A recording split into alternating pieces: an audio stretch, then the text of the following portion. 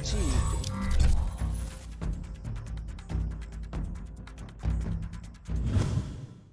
Check. Hey, everybody. Welcome to Studio Day Jeffrey. Well, today's juicy, isn't it? We got a lot of fun news now. Cowboy players say the Cowboy coaches don't know what the crap they're doing. That's a lot of fun. Let me make sure I don't misquote our anonymous players here, but here you go. Jane Slater with the tweet.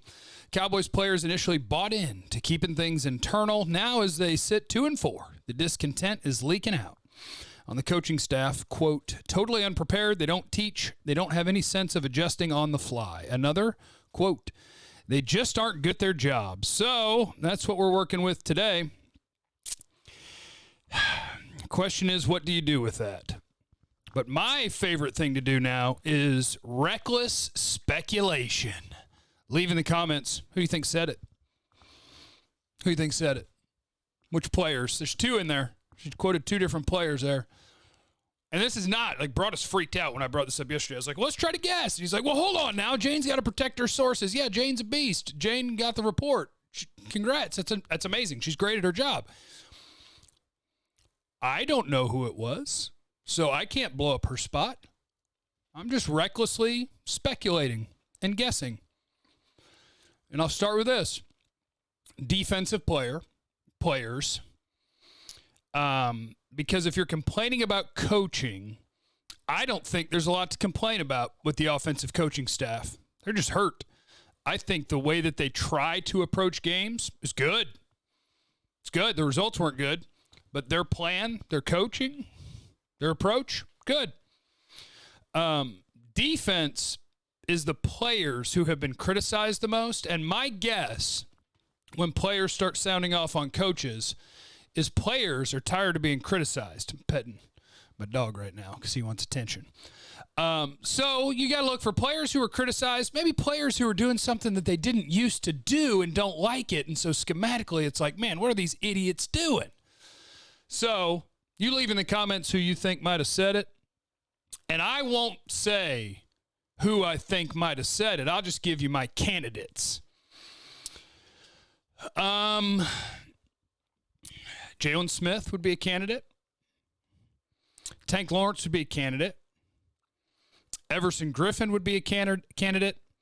Tyrone Crawford would be a candidate. Griffin would be tough, though, because does he have a relationship in his first year with the team, with the media? Regardless, I'm going to offer the perspective that I think says it better than I could, because we talk about Jerry Jones and the Cowboys all the time and the challenges that come with trying to win as a Dallas Cowboy. This is Rick Gosselin, maybe the greatest Cowboy too, but maybe the greatest NFL writer of all time. The players have always had greater security than the coaches in Dallas. If the players have a problem with their coaches, put your name on those quotes. Then look in the mirror. Don't hide behind anonymous quotes. Anonymity is cowardice. That's strong from Goose. I love Goose, the godfather of NFL draft coverage. And I basically agree with that, because you don't know what the biggest problem is with this team? The biggest problem is they're hurt. That's the biggest problem. People wouldn't be so angry if you weren't 2-4, but you're 2-4 because your offensive line is decimated. You lost your tight end. Your linebackers have been hurt. Your cornerbacks have been hurt. Now your quarterback is gone. They're decimated by injury. And when you lose, people get mad. And when people get mad, people bitch about stuff. So that's the biggest problem. Now, do we think that Mike Nolan is great at his job? His history as a defensive coordinator would say probably not. So there could be credence. If it's a guy who's saying, I remember once upon a time, I'm young enough to remember, when Will McClay was talking about how Mike McCarthy told him, we want players over scheme. Give me the best players, and we will scheme up how to make that work, because that's what good coaches do. Do I think the defensive coaches are doing that? Not necessarily. Every time Everson Griffin is standing up or Tank Lawrence is standing up instead of being in a three-point stance, are you taking the best of their abilities? No, you're not. So there's validity to criticizing the coaching staff, but just the way that it was said, like they don't have any sense of adjusting on the fly. That's wrong. The offensive coaching staff and the defensive coaching staff this year have been better than a year ago when it came to adjusting on the fly in game between drives. So that's made up. They don't teach. Totally unprepared. There's just, the players aren't very good.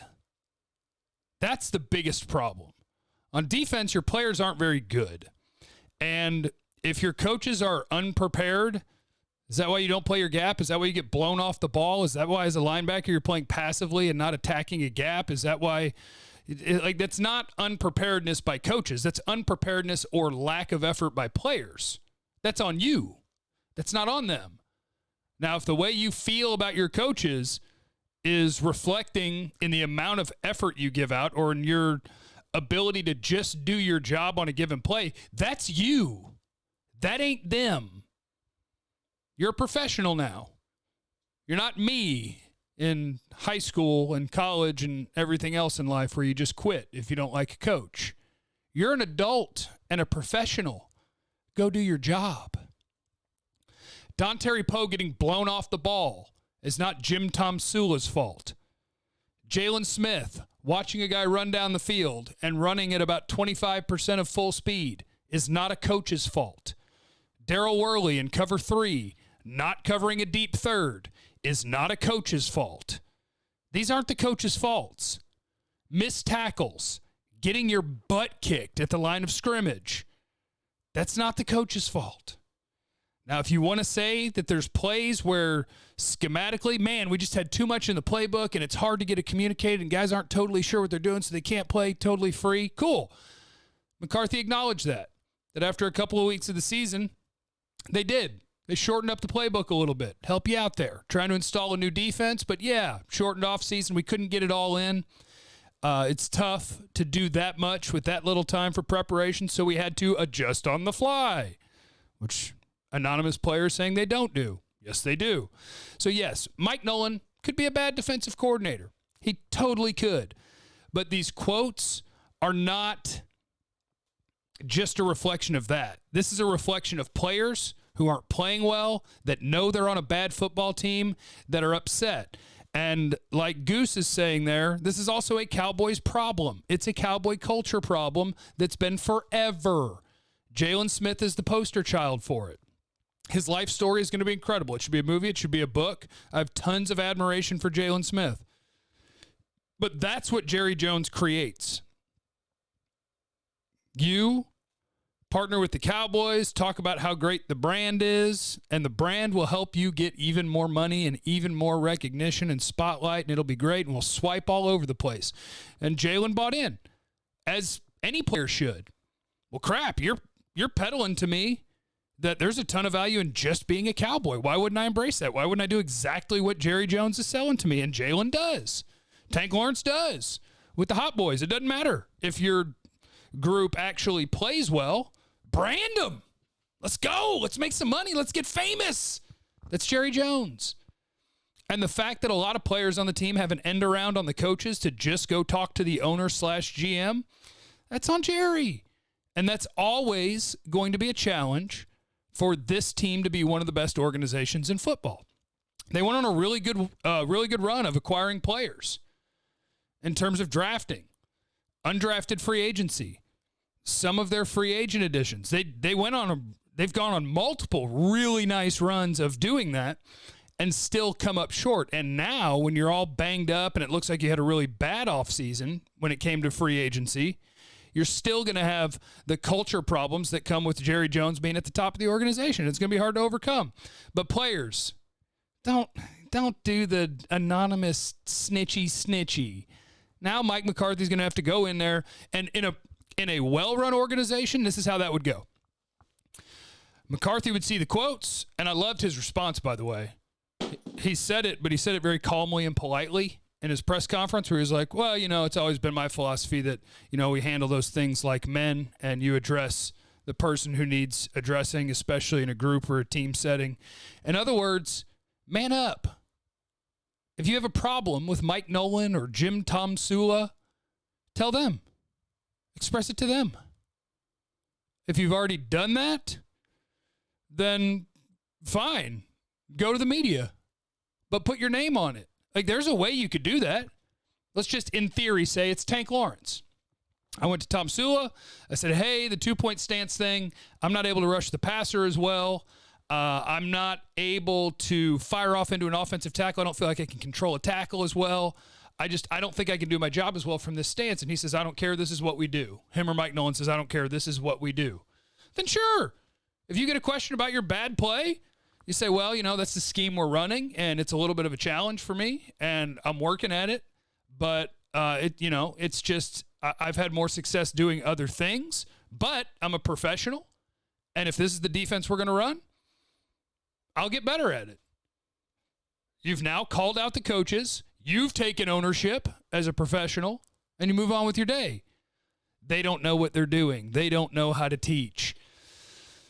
It was Ben Bloom, the old linebacker coach, didn't know how to teach, didn't know how to do his job. It was Rod Marinelli, it was Chris Richard, didn't know how to teach, didn't know how to do their job. Jason Garrett, Scott Linehan, didn't know how to teach, didn't know how to do their job. Now you get a new coaching staff, and now they don't know how to teach, don't know how to do their job. Maybe it's you. Maybe it's you. As a member of the Cowboys organization where you get put on this giant pedestal and you can do no wrong. Everything's always fine. It's always great. It's you. Try harder. Play better. Prepare. Figure your S out. Try not to curse. Figure your stuff out in-house and play football. They're 2-4. They're hurt. It's a bad team. They're about to get run by Washington. That's what's happening. So, yes, your defensive coaches might be bad at coaching. They might be, but that's not what those quotes are about. Those quotes are about you. Cowboys Coffee Talk. Jeff, we missed you. So sorry you have to talk about the hot mess that is the Cowboys. I'm curious, with anonymous players calling out coaching staff, does this erase any hope of pulling it together, winning this god-awful division and going on a run, or should it be dismissed because this kind of stuff often tends to leak out when things are going south? That's the biggest thing. This is happening because they're losing, and they're losing because they're hurt. So it could all go away if you could play better. Problem is, I don't think this team can play better. Could they still win the division? Sure they could. It's the worst division ever. Manna from heaven is what Jerry said he would not call it. The fact their division is bad, I will. It's manna from heaven. Nourishment from God is the NFC East. You could still win the division. I don't think they will. Brandon Knight, by the way, had a knee surgery. He's out for at least a couple of weeks. So who's playing tackle? Hell if I know. Greg Sinat. You ready to move Connor Williams and Zach Martin around? I am. Leave McGovern in. Connor Williams, Biotish. Steele plays a tackle. Zach Martin plays a tackle. Whatever. Jacob. Hey, Jeff, you're the man. Best insight on the boys, in my opinion. Here are my questions. Why the hell is Daryl Worley still on this team? Because they don't have anybody else. Although I tell you this, to me, this season is about, look, if you win the NFC East because it's manna from heaven, sweet. But you should also prioritize seeing what guys have. Bradley and I should play more. Reggie Robinson, you told him he's a safety, come play corner. There's no point in playing Daryl Worley. He can't play in the NFL. Can't do it. So, Reggie Robinson, you were a corner in college. We told you moved. Whatever. We want to play our young people, and we want to see what we got. And if we win the division, we win the division because it's a terrible division. But if we don't, we develop our young players and see what we got in this draft. What happened to Will McClay in the personnel department being so good at pulling players off the street? Don't know. But Everson Griffin was a miss. Dontari Poe was a miss. Gerald McCoy got hurt. Daryl Worley was a miss. They had an atrocious free agency. Atrocious. Cam Irving couldn't hold on to his job over undrafted free agents. They had an atrocious free agency. And Will McClay will own that, and he has to. That's a guy I've stood up for a lot because I do think that he's really good at his job. They had an awful free agency. Can we stop pretending we're going to win this division just because we're currently in the lead? I do think they're going to lose to Washington. Hopefully Zach Martin can play. Or, depending, if you're ice tank guy, if you're team tank guy, you probably hope Martin doesn't play. Dean, it's amazing when we play a good safety how good they look. And we have Worley and Thompson. Draft a damn safety early one year, please. That'd be nice. Buda Baker was a baller coming out of college. A lot of good safeties available. Could have had Taylor Rapp or Juan Thornhill instead of Tristan Hill. You had a lot of opportunities to draft safeties. Charles, I get that a lot of this is on the players. Missed tackles, blown assignments, fumbles. At what point does the team address how undisciplined they are? always highly penalized and always make the dumb mistake. I think an undisciplined team is a reflection of a problem with coaching. Either these things aren't talked about at practice or the players just don't care. Is this a culture problem or a personnel problem? It's both. It's a culture problem, and that comes all the way from the top. When you have a Jerry Jones-run organization, there is mass potential for organizational issues when it comes to culture, and if you lose, those things get compounded. If you win, you don't worry about it, but when you're losing, it's going to get bad. And it's a personnel problem. They don't have good players. They're all hurt. Corey, it's been 2 games and still no pass rush. 2 games. This must be an old one. You standing on the table for Bradley and I? Yes, put an I in, please. Thank you. All right, I got to go. My 8-iron's here. I should probably close that window flap there. I should probably use the light that I bought months ago for this that would sit right over there and light me up, but I still have it sitting in the box because that's kind of what I do in life. Yeah. Leave in the comments, who do you think the players are that are talking? Who do you think they're talking about? Which coaches? And leave in the comments what you want to talk about tomorrow as well. Make sure you're subscribed, youtube.com/Jeff Kavanaugh. Join the 22%ers who have the notifications turned on. I love you. Bye.